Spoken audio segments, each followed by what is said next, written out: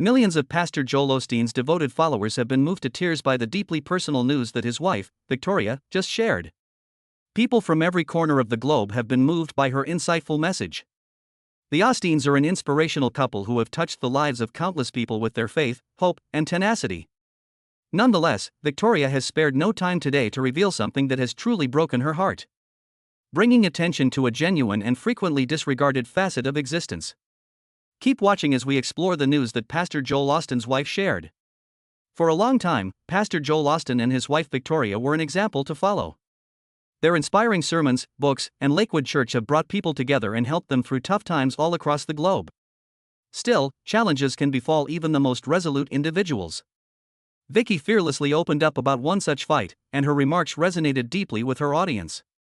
A sincere and forthright communication came from her not long ago. She revealed her vulnerability and pain while discussing the challenges she and her family had been through. Victoria said she told her story to demonstrate that faith can be a lighthouse even in the darkest of circumstances, but the details are very personal. We need to go farther into Joel Osteen's life and ministry. Joel Osteen's life has been fascinating from the beginning, as he is the son of a famous pastor, to the end, when he is a megachurch leader. Listed below are some interesting facts about this famous pastor. Keep reading as we fill you in on every detail of Joel Osteen's life. Despite Joel Osteen's justifiable prominence, we must not overlook John Osteen's tremendous impact. John had some great experience as a pastor before he started his church, and he was involved in many different roles. It's worth noting that he had a complicated path to faith. His biography states that he didn't start having meaningful relationships with God until he left a nightclub he frequently visited in 1939. Just before he became 17 years old, he was ordained into the gospel ministry by a Southern Baptist Convention-affiliated church. A few months later, he began preaching in Paris, Texas. John served in several capacities within the church. He was an associate pastor at San Diego's First Baptist Church after graduating from National Baptist Theological Seminary. The First Baptist Church in Hamlin, Texas was another place he was a minister. After he left Hamlin, he started out as a traveling preacher, but he was named pastor of Central Baptist Church in Baytown, Texas, a year after that. A pivotal moment in John's life is symbolized by his voyage. He went from a life devoid of religion to a prominent figure in the ministry, paving the way for his son Joel Osteen to continue the family business. John Osteen went through a radical transformation in the mid-1980s, when he abandoned his Baptist membership and embraced charismatic beliefs, despite the fact that he had previously been an ordained Southern Baptist preacher. In the late 1980s, he started a new non-denominational church in Lakewood. He started the church in what was once a grain shop in Houston's Northeast, so this was a big deal. This modest outpost, spearheaded by his son Joel Osteen, marked the beginning of a ministry that would grow into one of the largest churches in America and profoundly influence the Christian community. Through his charismatic leadership, John was able to attract more worshipers and spread his message to a larger audience. Many may not know that Joel Osteen's fascination with technology started when he was just 10 years old, despite the fact that he is often mistaken for his father, John Osteen. Instead of following in his father's pastoral footsteps, he would spend Saturdays working alongside him, purely to satisfy his interest about the church's equipment. John would be completely absorbed in the technical elements of the ministry as he prepared to preach, while Joel would joyfully rush to experiment with the video and audio equipment. Joel, who is now famous all over the world, was once the least expected to take on a significant role inside the church. Joel stood out among his cousins and siblings, who were all active in the ministry and the performing arts, as the most reserved. His true power, though, lay behind the camera. In the 1990s, he helped launch Lakewood Church's television ministry, which significantly expanded the church's influence. He helped the church spread its teachings to more people and became an integral part of his father's mission through his work.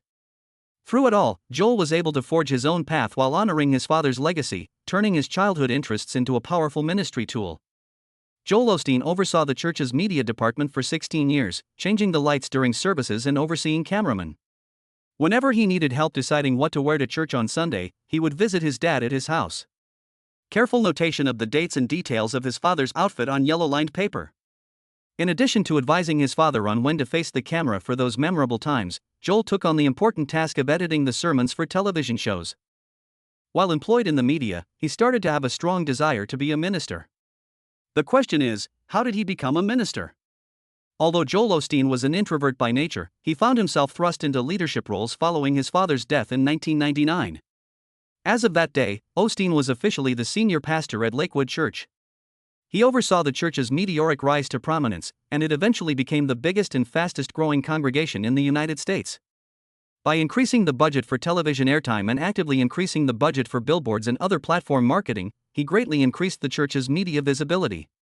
With the goal of reaching the largest media markets, Osteen also negotiated with various networks for prime airtime. Within a few short years, his weekly TV program had more viewers than any other inspirational program in the world, with audiences in over 100 countries. In 2004, Osteen's best-selling book, Your Best Life Now: 7 Steps to Living at Your Full Potential, equaled his media fame. This mix of media tactics and motivational talks helped him make an effect, and the church grew tremendously. With an optimistic and determined spirit, Joel persisted in sharing his message of faith and hope. Joel embarked on a daring 15-city tour in the U.S. in 2005. In front of large audiences, his words moved people deeply because they offered hope and motivation. Due to his evident zeal, people from various walks of life flocked to listen to him speak. Constructed that same year in the center's former arena, Lakewood Church's breathtaking new megachurch boasts 16,000 seats and resounds with praise and pleasure. Despite beginning with just 6,000 members in 1999, the congregation experienced rapid growth, reaching over 50,000 by 2006. Joel's influence expanded annually. And by 2008, his weekly television services were drawing in an astounding 10 million viewers. Look at the influence he has. Because of the profound insight and uplifting concepts they contained, his books became bestsellers and led readers on paths to self-improvement and inner peace. Countless individuals were inspired to discover their full potential by books such as Think Better, Live Better, and How to Become a Better You. By his unwavering devotion and faith, Joel Osteen transformed Lakewood Church and the lives of many others. His legacy of hope and optimism continues to radiate today.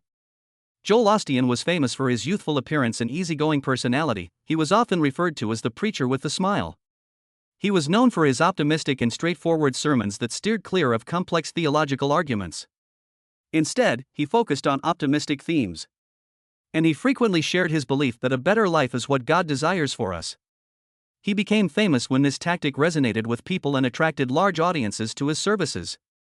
Nevertheless, Osteen's taste in clothing was criticized by others. His detractors argued that, rather than delivering a traditional sermon, he was more of a motivational speaker parodying Christianity. Some even accused him of preaching a prosperity gospel. In their pursuit of wealth and success, they claimed, were bolstered. In his response to these criticisms, Osteen emphasized his concern for God's kindness and his view of prosperity as including more than just material wealth.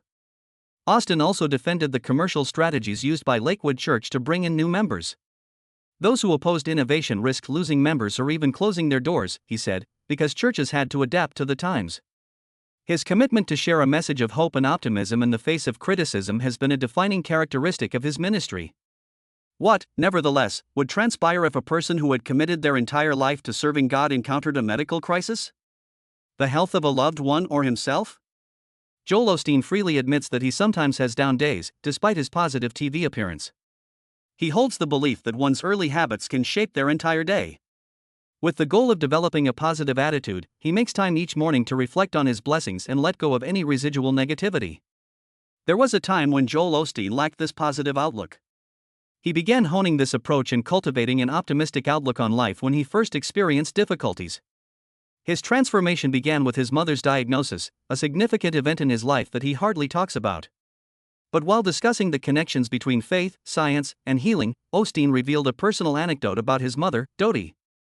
Doctors informed her that there were no treatment options for her incurable liver cancer in 1991 when she was 48 years old, and the news devastated her. Despite this gloomy prognosis, Dodie remained faithful, prayed, and often quoted scriptures. More than 30 years have passed since her diagnosis, a testament to the power of her unwavering faith and determination. Dodie Osteen is an enduring figure in the world of ministry, where she continues to extend her kind hand to those in need. She has inspired and motivated tens of millions of people around the world with her book, Healed of Cancer, which offers hope to those dealing with similar health challenges. Dodie Osteen's riveting autobiography, which chronicles her courageous fight for survival and her unwavering faith in the midst of adversity, was initially published in 1986. The narrative of Dodie exemplifies the meaning of a living, breathing faith. Regardless of the horrible physical pain she was experiencing, she remained steadfast in her faith in God. She firmly believed that God's promises were genuine and that He desired her healing so that she might inspire others facing similar challenges and demonstrate the strength of faith in conquering hardship. This experience gave Osteen new insight, which he used to become an exemplary role model. The transformative power of faith and the abundant life that God desires for His people were common themes in his teachings. In a recent interview, he brought up the significance of prayer and the concept of faith healing, noting that these issues might occasionally lead to divided opinions among doctors. According to Gallup polls, an overwhelming majority of Americans, 92%, believe in God, and an even higher percentage, 80%, believe that prayer or God may positively affect their health. People often seek solace in their religious beliefs when they are sick, whether in a public or private setting. People often find comfort in their faith when they are sick. This reaction stems from basic human nature, representing a belief in an unseen power or an occurrence that is often difficult to explain. But the news of Joel's mother's diagnosis and recovery has solidified the belief that having faith can help while sick. Additionally, Joel's classes and teaching approach have been enriched by this personal experience. Another enormous obstacle he faced was the death of his father. However, he knew he had to keep his father's name alive and well. To what extent has Joel carried on his father's work? Find out by continuing to watch. There are benefits and drawbacks to being Joel Osteen. Meeting famous preachers and spiritual leaders on a regular basis is a great aspect. On the other hand, he bears the tremendous burden of obligations that have been thrust upon him throughout his existence. A lot of people have been curious as to whether he can follow in his father's footsteps, who had a stellar reputation as a pastor. Regardless of this conflict, the cheerful preacher has shown his unique direction, presenting a variety of goals and a service style that speaks to an infinite number of people. When it comes to politics, gay marriage, and abortion, Joel Osteen usually stays out of the hot seat. He has come out and said it like it is. He thinks homosexuality is bad and not something God wants people to do.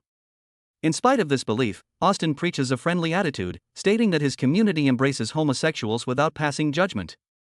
In an interview with Fox News in 2008, while Osteen was running for president as a Republican, he was asked about Mormons and if he believed they were Christians. He acknowledged that he hadn't looked into their religion extensively, but his yes response suggests he believes they are Christians. Even if he doesn't know much about various religions and ideologies, he is willing to discuss them in this comment. As an example of his openness to interacting with all cultures and issues, Osteen expressed his support for Israel in an interview he gave in 2011. His approach allows him to maintain his ministry's message positive and welcoming by focusing on understanding and acceptance instead than getting into heated debates. How did his marriage affect his ministry? Let's find out. In addition to working for her family's jewelry business, Joel's wife Victoria attended the University of Houston. Joel and she were married after meeting at a jewelry store. On April 4, 1997, Osteen wed Victoria Osteen, who had been aloft before. Victoria would go on to be Lakewood Church's co-pastor. Together, they have raised 2 children. Also devoted themselves to full-time ministry activity by the year 2000 were Paul and a number of Osteen's siblings. It is estimated that Osteen and his family live in a 17-square-foot mansion in River Oaks that is worth approximately $10 to $5 million. He has publicly denied receiving any compensation for his role as senior pastor of Lakewood Church, despite the fact that the church receives a considerable annual budget of $70 million. Sales of his books, on the other hand, allow him to maintain his lifestyle as he attends to his pastoral duties. This demonstrates his commitment to his ministry and the financial security he has achieved as a writer. As a formidable and unwavering ministry duo, Joel and Victoria Osteen have gained widespread renown. Nevertheless, similar to any other relationship, they have encountered their fair share of difficulties in the background. The recent statement by Victoria has brought a new degree of honesty and openness to the situation, and it serves as a reminder that one's position, title, or accomplishments do not determine the difficulties they face in life. Victoria has often spoken about trusting God's plan, even when we don't understand it. Faith, she argues, is not about everything working out, but about being happy regardless of the outcome. Her most current update shows that when people are down, even those who preach about faith and hope need those things. A vulnerable place was spoken by Victoria recently. A challenging situation had been plaguing her and her family, she disclosed. Her words are a sobering reminder that we face difficulties in life not alone and that there is always the possibility of more difficulty. While providing mutual support through sharing her narrative, she encouraged her followers by saying that trials often make us appreciate the people closest to us and our beliefs more. Thanks to Victoria's courageously revealing her struggles, we are all reminded of the power of honesty and trust. In times of difficulty, it can be helpful to reach out to others, pray for strength, and be a part of a community. It's possible to overcome life's challenges with the support of others, and Victoria's message is a reminder of that. In response to Victoria's news, an overwhelming amount of support has been shown by millions of followers who have offered prayers, notes of encouragement, and genuine encouragement. Some of the fans' posts on social media have been on the ways in which the Osteens have helped them through tough times. The Bible says that no matter how bad things get, you may rest assured that God is watching over you and using them for good. Even when it doesn't make sense, His timing and purpose are perfect.